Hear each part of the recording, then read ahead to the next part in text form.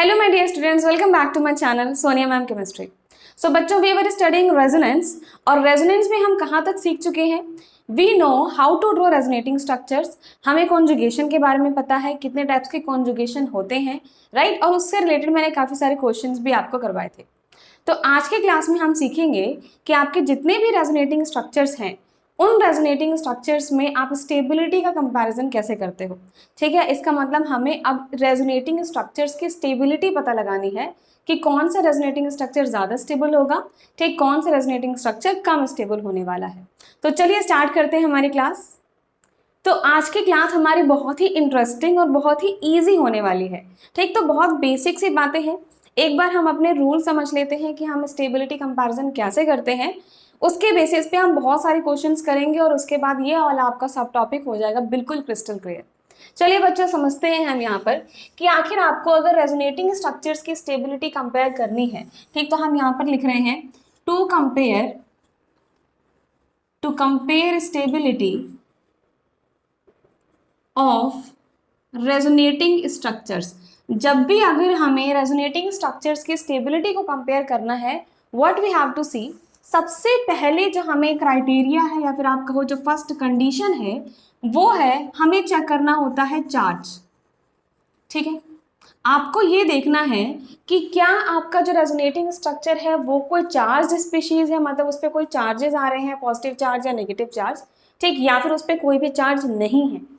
I think अब इतना basic से आपको पता होगा कि जहां पर कोई भी चार्ज नहीं होता, ठीक, मतलब जो सिस्टम आपका एक न्यूट्रल सिस्टम है, जहां पर कोई भी चार्ज नहीं है, वो आपका सबसे ज्यादा स्टेबल होता है। ठीक, यही चीज एक्सप्लेन करता है हमारा एक प्रिंसिपल जिसको हम कहते हैं इलेक्ट्रोन्यूट्रलिटी प्रिंसिपल। ठीक है, तो देखो इलेक्ट्रोन्यूट्रलिटी प्रिंसिपल क्या है, नाम से समझ में आ रहा है, इलेक्ट्रोन्यूट्रलिटी। ठीक, तो ये प्रिंसिपल ऐसा है जो बताता है कि अगर कोई भी दुनिया में स्पीशीज है, ठीक है, तो वो पसंद करता है न्यूट्रल होना। ठीक है, किसी को कोई चार्ज नहीं पसंद है, अगर उस पर कोई पॉजिटिव चार्ज आ रहा है या नेगेटिव चार्ज आ रहा है, कोई चार्ज स्पीशीज है, तो वो भी यही चाहती है कि भाई वो न्यूट्रल हो जाए। ठीक है, तो बेसिकली इलेक्ट्रोन्यूट्रलिटी प्रिंसिपल क्या कहता है कि ऑल द स्पीशीज, ठीक है, wants to be neutral. Neutral होगी तो उसको स्टेबिलिटी मिलेगी। ठीक है, तो यहाँ पे भी हमारा जो सबसे पहला कंडीशन है चार्ज का, उसमें हमने क्या सीखा कि अगर कोई सिस्टम हमारा न्यूट्रल है, मतलब कि जिस पर कोई भी चार्ज नहीं है, ठीक है, न्यूट्रल मतलब जिस पे हम कह रहे हैं नो चार्ज, ठीक, अगर चार्ज नहीं है तो उसकी स्टेबिलिटी ज्यादा है। ठीक है, उसकी स्टेबिलिटी ज्यादा है। अगर कोई चार्ज स्पीशीज है, ठीक, उस पर कोई चार्जेस आ गए, ठीक, जैसे कि पॉजिटिव चार्ज आ गया, ठीक, या फिर नेगेटिव चार्ज आ गया, ठीक है, तो उन केसेस में स्टेबिलिटी जो है वो कम हो जाती है। ठीक है, ये हमारा इलेक्ट्रोन्यूट्रलिटी प्रिंसिपल बताता है।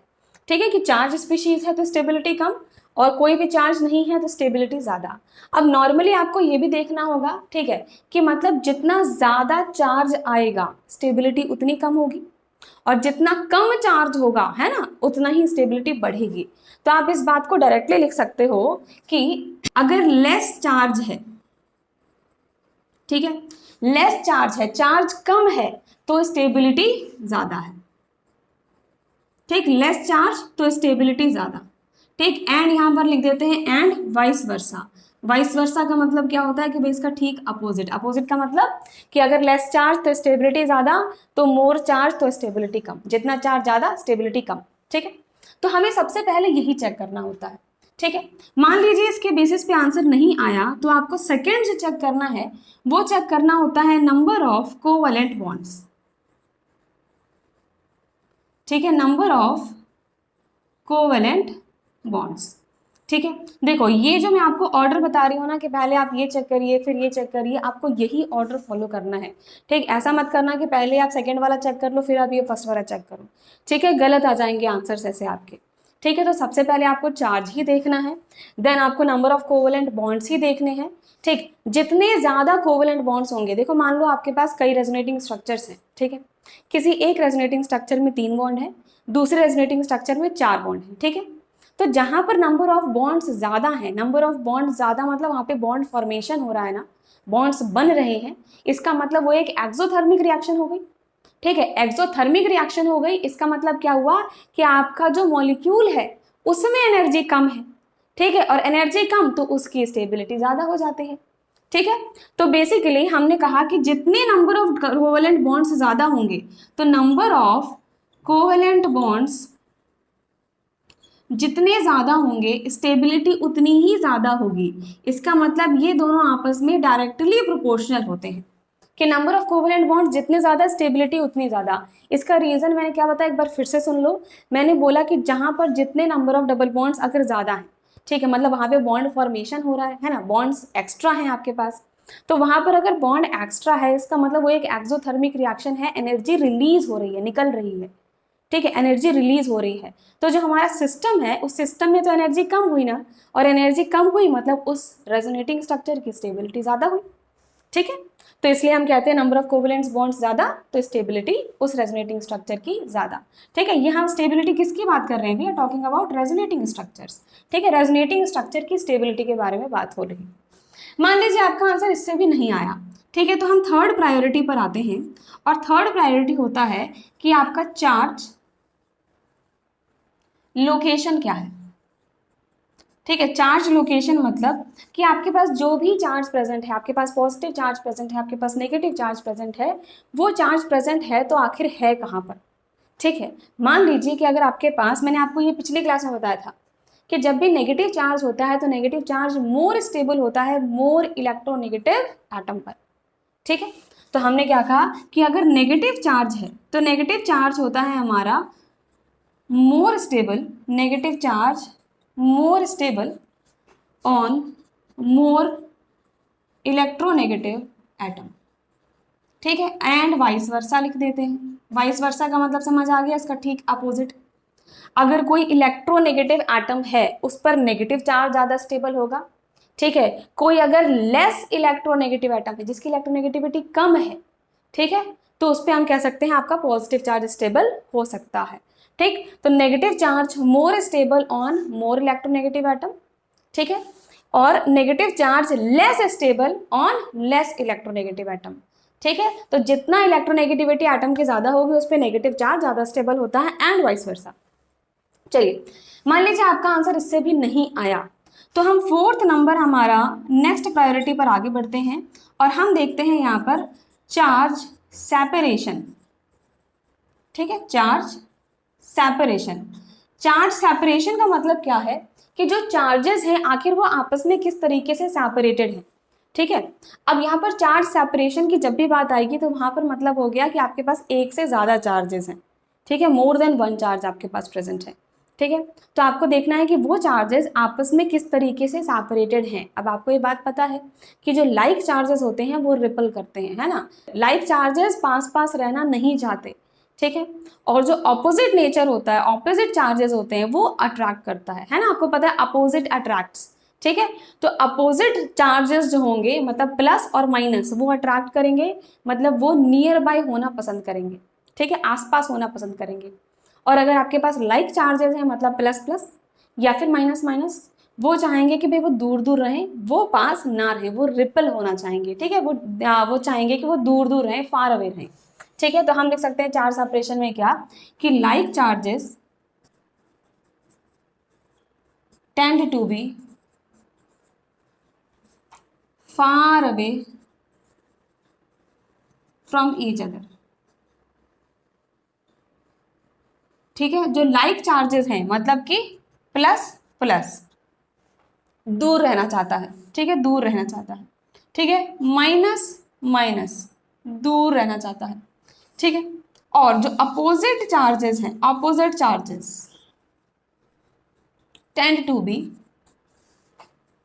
B near to each other,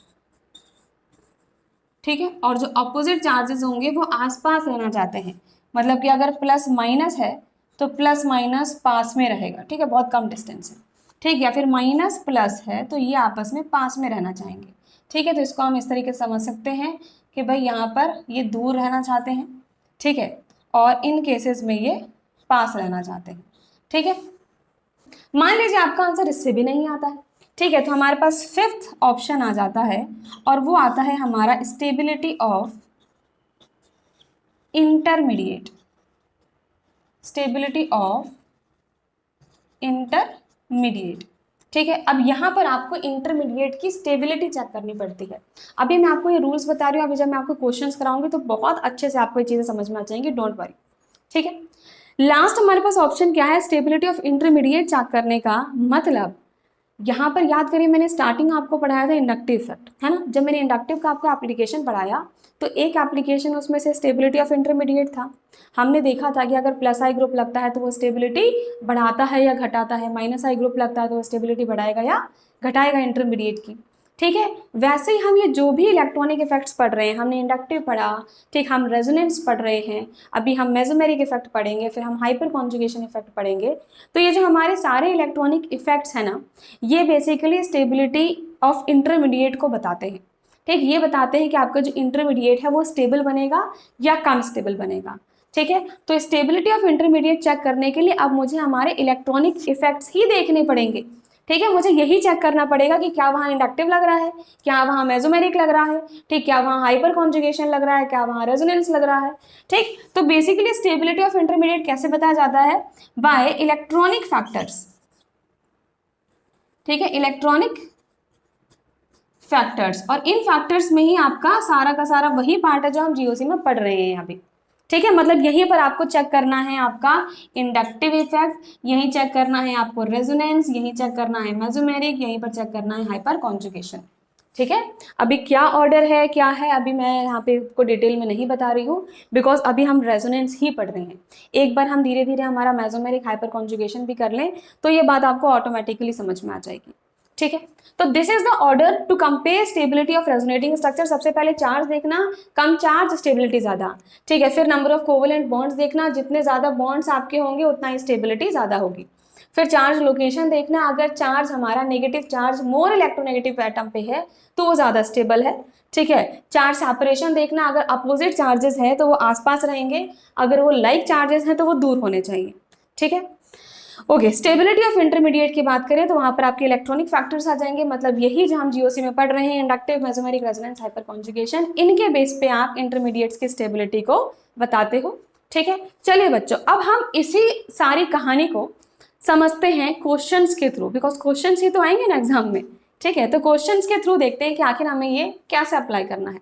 चलिए स्टार्ट करते हैं हमारे कुछ क्वेश्चंस।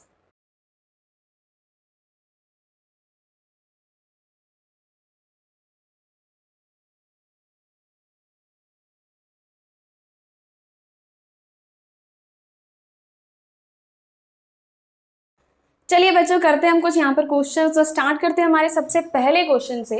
इन सारे क्वेश्चंस में आपको क्या करना है, you have to compare the stability of resonating structures. ठीक है, चलिए स्टार्ट करते हैं हमारे सबसे फर्स्ट क्वेश्चन से। ये रहा, हमारे पास दो रेजोनेटिंग स्ट्रक्चर बने हैं। ठीक है, इन दोनों में से चेक करना है हमें कि किसकी रेजोनेटिंग स्ट्रक्चर की स्टेबिलिटी ज्यादा है। ठीक है, इस वाले को हम ए मान लेते हैं, इसको मान लेते हैं बी।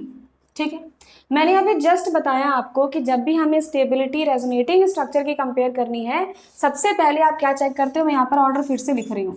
सबसे पहले चेक करते हैं हम चार्ज, चार्ज के बाद चेक करते हो आप number of covalent bond, covalent bond के बाद हम चेक करते हैं चार्ज लोकेशन क्या है, चार्ज है कहाँ पर प्रेजेंट। ठीक है, फिर हम चेक करते हैं चार्ज सेपरेशन। ठीक है, देन लास्ट में देखते हैं हम स्टेबिलिटी ऑफ इंटरमीडिएट। ठीक, जो कि हमें अपने इलेक्ट्रॉनिक इफेक्ट्स चेक करने होते हैं कि इंडक्टिव इफेक्ट है या रेजोनेंस है, क्या क्या लग रहा है उसमें।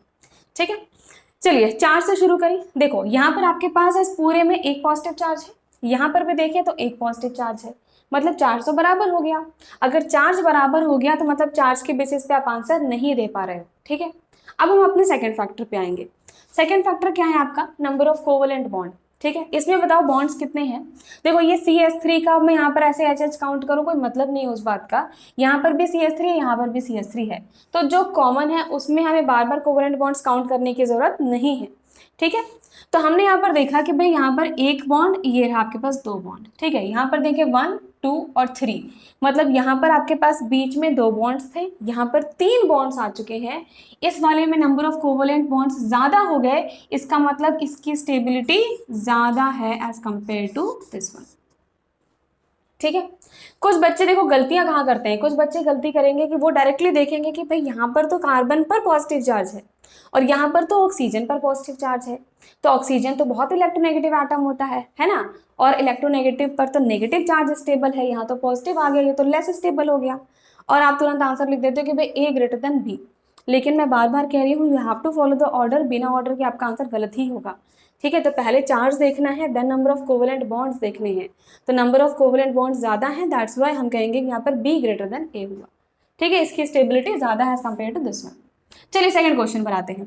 सेकंड क्वेश्चन में भी एक काम किया मैंने कि इस वाले को मैंने ए मान लिया, इसको मैंने यहाँ पर बी मान लिया। ठीक है, सबसे पहले चार्ज देखेंगे हम, तो यहाँ पर मेरे पास कोई भी चार्ज नहीं है, यहाँ पर मेरे पास दो चार्जेस हैं। ठीक है, तो चार्ज जहाँ कम होता है स्टेबिलिटी ज्यादा होती है, तो ए ग्रेटर देन बी आ गया, चार्ज के बेसिस पे ही मेरा आंसर आ गया, आगे कुछ चेक करने की जरूरत ही नहीं पड़ी। ठीक है, थर्ड क्वेश्चन पर इसको ए मानते हैं, इसको बी मानते हैं। ठीक है, चेक करिए, सबसे पहले चार्ज देखोगे ना आप, यहाँ पर मेरे पास एक नेगेटिव चार्ज, यहाँ पर देखा एक नेगेटिव चार्ज। ठीक, ये मत देखना कि चार्ज कहाँ पर है, वो तो चार्ज लोकेशन हो जाता है। ठीक है, चार्ज आपको देखना है कि कितने चार्जेस हैं, बस इतना देखना है। ठीक, तो इस पूरे में एक नेगेटिव, इस पूरे में ए नेगेटिव। ठीक है, मतलब कि आपका चार्ज बराबर, चार्ज के बाद बॉन्ड्स पर आएंगे, तो यहाँ पर मेरे पास सॉरी ये रहा 1 2 3 3 बॉन्ड्स, यहाँ पर भी 1 2 3 बॉन्ड्स भी बराबर है, कोवेलेंट बॉन्ड भी बराबर है।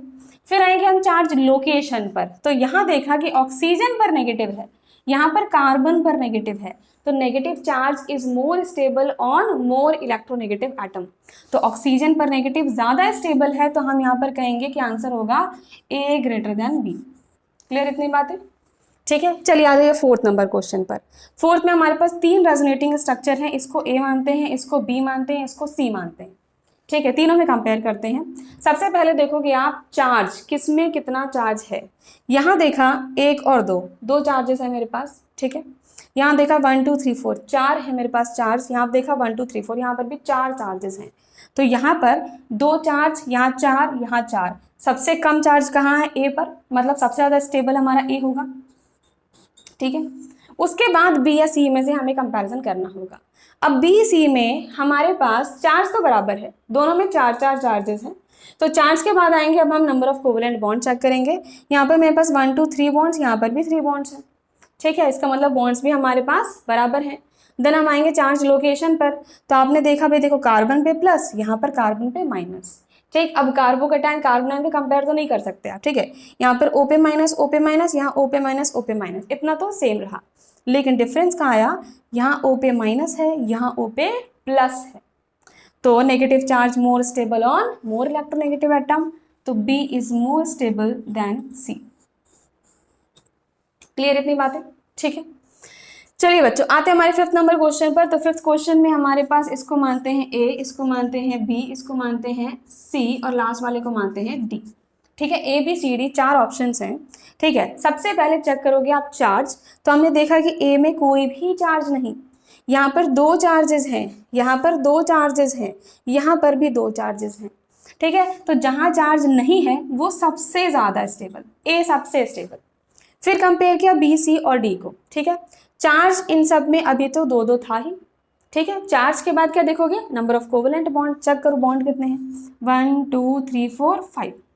ठीक है, देखो मैंने OH का भी अभी बॉन्ड यहाँ पर काउंट किया है। ठीक है, आपकी मर्जी है भी काउंट करो ना करो, है ना, क्योंकि जो कॉमन पार्ट है आप कर लो या ना करो कोई फर्क नहीं पड़ेगा। अब मैं यहाँ पर OH को बॉन्ड को काउंट करूँ तो मुझे सब में काउंट करना पड़ेगा, अगर मैं ना करूँ तो सब में मुझे नहीं करना है, सिंपल। ठीक है, तो अभी मान लीजिए मैं OH का बॉन्ड काउंट नहीं करती हूँ। ठीक है, इसको मैंने OH ऐसे लिख दिया सिंपली। ठीक, अभी हम बीच वाला पार्ट जो है वो सिर्फ वो काउंट करेंगे, तो 1 2 3 4 4 बॉन्ड्स, 1 2 3 3 बॉन्ड्स, 1 2 3 3 बॉन्ड्स, तो नंबर ऑफ कोवेलेंट बॉन्ड यहाँ पर ज्यादा है, इसका मतलब अब ये मेरा ज्यादा स्टेबल होगा। ठीक है, आपको हमेशा प्रायोरिटी फॉलो करनी है। ठीक, अब हम आते हैं सी और डी पे, तो इन दोनों में नंबर ऑफ कोवेलेंट बॉन्ड्स भी बराबर थे। ठीक है, बॉन्ड्स भी बराबर है, तो अब क्या देखोगे आप, चार्ज लोकेशन देखोगे, ऑक्सीजन पर नेगेटिव है, यहाँ ऑक्सीजन पर पॉजिटिव है, negative charge more stable on more electronegative atom, C पहले आएगा, डी लास्ट में आ जाएगा। ठीक है, this will be the order of stability of resonating structures. ठीक है, ये क्वेश्चन आपका प्रीवियस ईयर का क्वेश्चन है, जेई के प्रीवियस ईयर में आ चुका है। लेट्स सी कैसे क्वेश्चन आए थे। ठीक है, तो हमारे पास ये रेजोनेटिंग स्ट्रक्चर्स दे रखे हैं। ठीक है, सबसे पहले देखो चार्ज, ठीक है, कहाँ चार्ज में कितने हैं, यहाँ पर दो चार्ज हैं, दो चार्ज हैं, दो चार्ज हैं, दो चार्ज हैं, चार सब में बराबर। चार्ज के बाद क्या देखोगे, नंबर ऑफ कोवेलेंट बॉन्ड्स, एक दो तीन चार, चार बॉन्ड्स हैं, एक दो तीन बॉन्ड्स हैं, एक दो तीन चार हैं, एक दो तीन, लिख लो इसको। यहाँ पर कितने बॉन्ड्स हैं, चार बॉन्ड्स हैं, यहाँ पर एक दो तीन बॉन्ड्स हैं, यहाँ पर एक दो तीन चार बॉन्ड्स हैं, यहाँ पर एक दो तीन बॉन्ड्स हैं, ठीक है। तो नंबर ऑफ बॉन्ड्स जितने ज्यादा स्टेबिलिटी उतनी ज्यादा। इसका मतलब कि हमारा ये वाला ए वाला जो है, this is A, this is B, this is C and this one is D, ठीक है। तो नंबर ऑफ कोवेलेंट बॉन्ड्स जितने ज्यादा स्टेबिलिटी ज्यादा, तो इसमें चार था, इसमें चार था, तो ए और सी हमारा ज्यादा स्टेबल होगा पक्का बी और डी से। इतनी बात तो श्योर आ गई ना समझ। कोवेलेंट बॉन्ड्स के बेसिस पे हमने देखा ए और सी में चार चार बॉन्ड्स थे, बी और सी में तीन तीन है, ठीक है। तो नंबर ऑफ कोवेलेंट बॉन्ड्स के अकॉर्डिंग ए सी की स्टेबिलिटी ज्यादा एज कंपेयर टू बी और डी। अब मुझे कंपेयर करना है ए और सी के बीच में, ठीक है।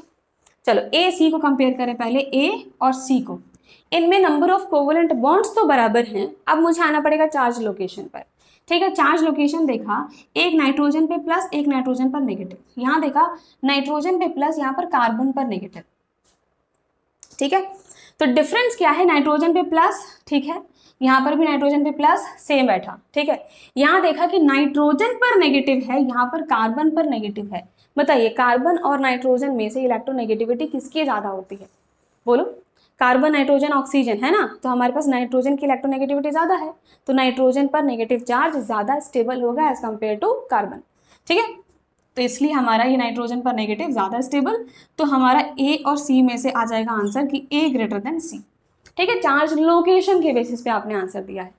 चलिए अब कंपेयर करते हैं बी और डी को, ये रहा बी और डी, ठीक है। इनमें कंपेयर किया तो नंबर ऑफ बॉन्ड्स यहाँ पर भी तीन है, यहाँ पर भी तीन है। उसके बाद आएंगे हम चार्ज लोकेशन पर, यहाँ पर देखो कार्बन पे प्लस है, यहाँ पर कार्बन पे माइनस है।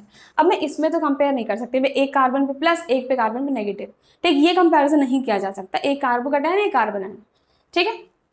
यहाँ पर नाइट्रोजन पर नेगेटिव, यहाँ पर नाइट्रोजन पर प्लस, तो नाइट्रोजन इलेक्ट्रोनेगेटिव एटम, उस पर नेगेटिव ज्यादा स्टेबल होगा एज कंपेयर टू पॉजिटिव, ठीक है। तो यहाँ पर नेगेटिव ज्यादा स्टेबल, तो हमारा बी पहले आएगा और डी सबसे लास्ट में आएगा, ठीक। तो इस तरीके से आपको क्वेश्चंस को अप्रोच करना है, ठीक है। ध्यान रखना प्रायोरिटी, सबसे पहले चार्ज देखो सब में, ठीक है।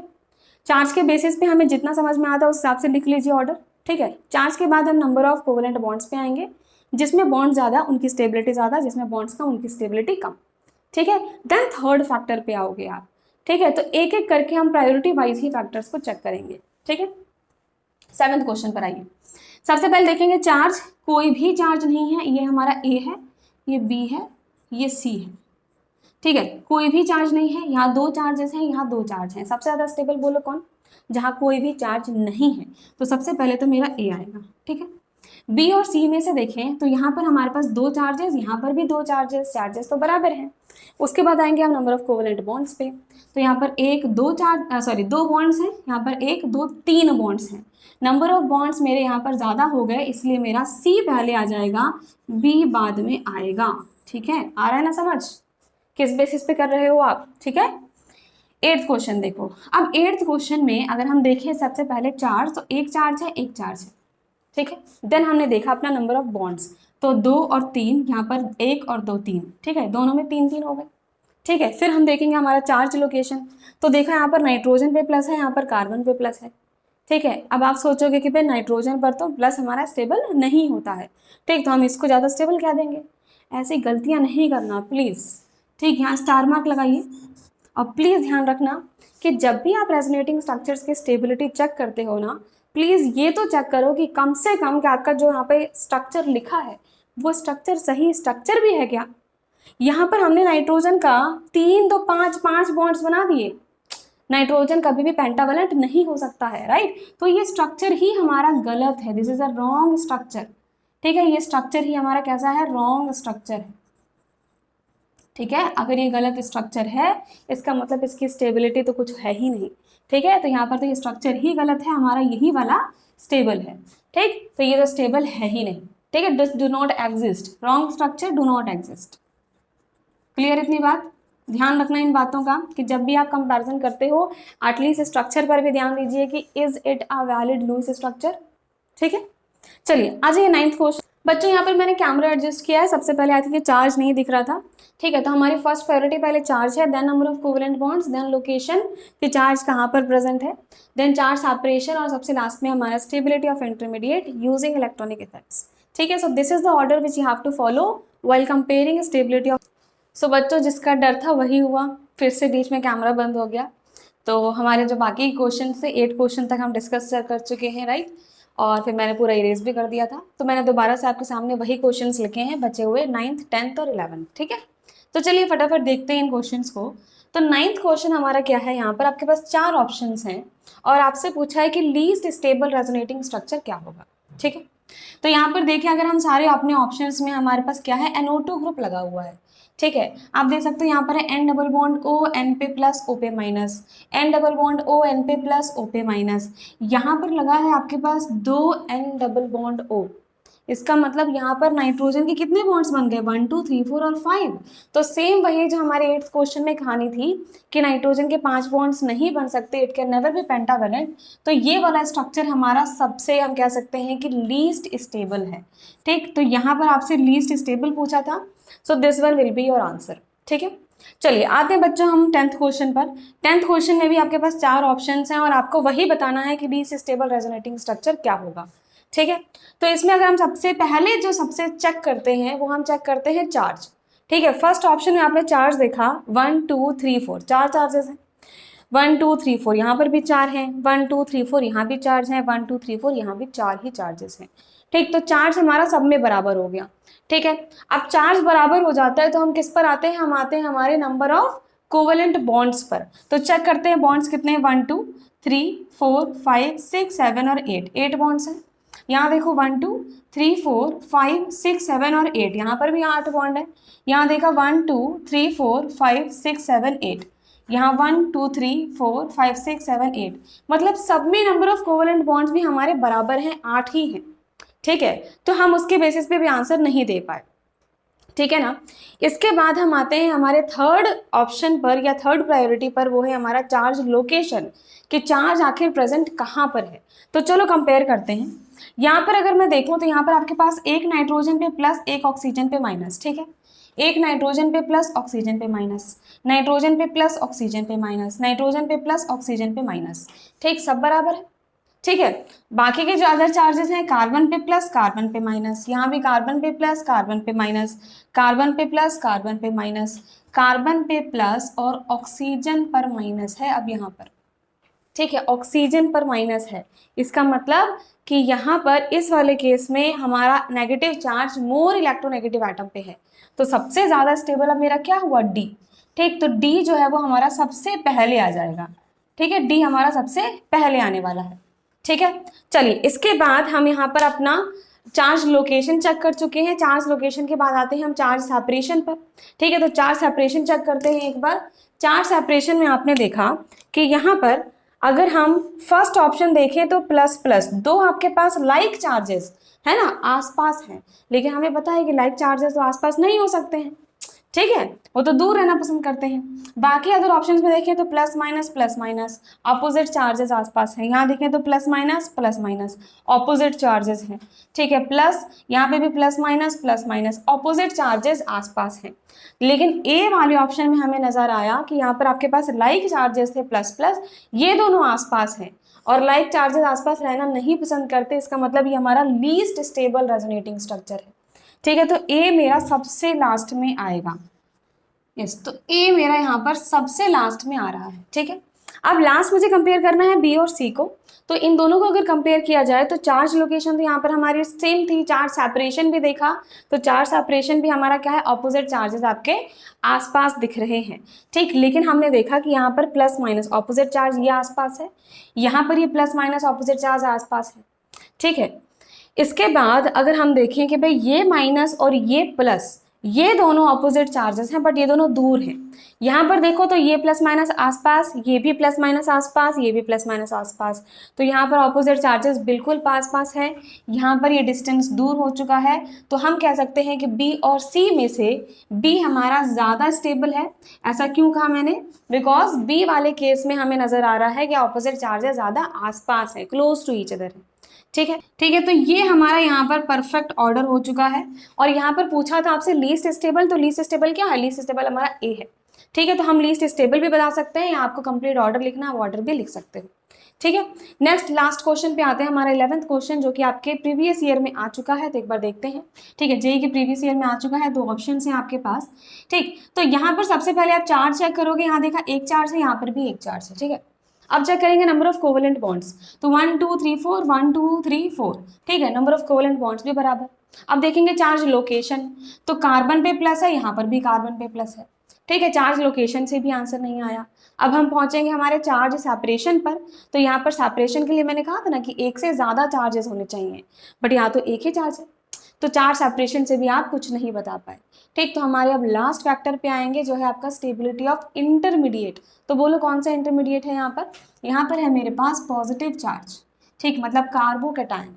तो कार्बोकैटायन कौन से फैक्टर से स्टेबलाइज हो रहा है। ठीक, तो अभी तक हमने इंडक्टिव और रेजोनेंस ही पढ़ा है, तो उसी की कहानी है यहाँ पर। ठीक है, तो ये वाला कार्बोकैटायन के बगल में आपके पास पाई बॉन्ड नजर आ रहा है, मतलब आपको समझ में आ रहा है कि यहाँ पर रेजोनेंस तो है ना, ये पाई इलेक्ट्रॉन्स यहाँ पर शिफ्ट हो सकते हैं और ये रेजोनेंस कहलाएगा। ठीक है, यहाँ पर देखा तो ये पाई इलेक्ट्रॉन्स इस पॉजिटिव चार्ज यहाँ पर शिफ्ट हो सकते हैं, तो रेजोनेंस तो यहाँ पर भी है। ठीक, तो दोनों ही ऑप्शंस में कार्बोकैटायन आपका स्टेबलाइज है रेजोनेंस से। ठीक है, क्या कोई और इलेक्ट्रॉनिक फैक्टर इफेक्ट भी लग रहा है यहाँ पर क्या। ठीक, हमें देखना है यहाँ पर कि क्या कोई इलेक्ट्रॉनिक इफेक्ट अदर भी लग रहा है। ठीक, कौन सा अदर इफेक्ट लग रहा है, इस कार्बोकैटायन के बगल में यहाँ पर CH3 है, और आपको पता है कि CH3 आपका एक प्लस आई ग्रुप होता है। अभी तक हमने इंडक्टिव पढ़ा है ना, तो मैं इंडक्टिव की ही कहानी बता रही हूँ। ठीक है, अभी हमने मेसोमेरिक इफेक्ट या हाइपर कॉन्जुगेशन नहीं पढ़ा है, तो right now I am not talking about that. ठीक है, अभी हम इंडक्टिव की ही बात करेंगे और उसी से हम इस चीज़ को सॉल्व कर लेंगे। ठीक है, तो यहाँ पर ये आपका कार्बोकैटायन के बगल में CH3 है जो कि एक प्लस आई ग्रुप होता है। ठीक, और इस वाले ऑप्शन में देखूं मैं तो कार्बोकैटायन के बगल में ऐसा कोई भी ग्रुप नहीं है। ठीक, कोई प्लस आई माइनस आई हमें यहाँ पर नहीं नजर आ रहा है। ठीक है, ओके। तो अब इस केस में अगर ये प्लस आई ग्रुप भी लगा है, तो क्या ये प्लस आई ग्रुप कार्बोकैटायन की स्टेबिलिटी को बढ़ाता है। याद करो, हमने कहा था कि प्लस प्लस से ही स्टेबलाइज होता है। ठीक है, तो अगर आपके पास कार्बोकैटायन है, पॉजिटिव चार्ज है, तो वो प्लस आई ग्रुप से स्टेबलाइज होगा। ठीक है, तो मतलब ए वाला मेरा ज्यादा स्टेबल है as compare to B. I hope आपको ये बात समझ में आ गई होगी। ठीक है, यहाँ पर आपके मैंने सिंपल सा एग्जांपल लिया था CH3 का, यहाँ पर हम कोई मेसोमेरिक इफेक्ट का कोई एग्जांपल भी ले सकते थे, हाइपर कॉन्जुगेशन का भी ले सकते थे। ठीक, बट अभी क्योंकि हमने वो नहीं पढ़ा है, तो इसलिए मैंने आपको सिंपली इंडक्टिव तक ही आपको बताया है। ठीक, इंडक्टिव और रेजोनेंस तक की कहानी बताई है। ठीक है, तो आई होप बच्चों के ये सारे क्वेश्चंस आपके क्लियर हो चुके होंगे। तो आज के क्लास में हम अपना रेजोनेंस वाला पार्ट जो है वो कंप्लीट कर चुके हैं। ठीक है, अब हमारा रेजोनेंस यहाँ पर कंप्लीट होता है। हमने बेसिकली ये भी समझ लिया कि रेजोनेंस क्या है। ठीक है, कैसे आप रेजोनेटिंग स्ट्रक्चर्स ड्रॉ करते हो। ठीक, कॉन्जुगेशन क्या है, कौन कौन से टाइप्स के कॉन्जुगेशंस होते हैं, एंड देन फाइनली कि रेजोनेटिंग स्ट्रक्चर्स की स्टेबिलिटी आप कैसे कंपेयर कर सको। ठीक है, so till now we have completed our resonance. From the next class we will start our next electronic effect जो कि है आपका मेसोमेरिक इफेक्ट। ठीक है, तो इसी तरह क्लास में बने रहिए और शेयर करिए अपने और फ्रेंड्स को, या फिर जो भी आपके नीडफुल पर्सन है जो IIT JEE या फिर नीट की प्रिपरेशंस कर रहे हैं या 11th-12th क्लास में है। ठीक, तो उनके लिए काफ़ी हेल्पफुल है ये सारी क्लासेस। तो प्लीज़ आप उन बच्चों तक, उन लोगों तक इस चीज़ को शेयर करिए ताकि ये कंटेंट और लोगों तक पहुंच सके और काफ़ी लोग इससे फ़ायदा उठा सकें। चलिए बच्चों, मिलते हैं हमारी अगली क्लास में। तब तक के लिए thank you so much, bye bye.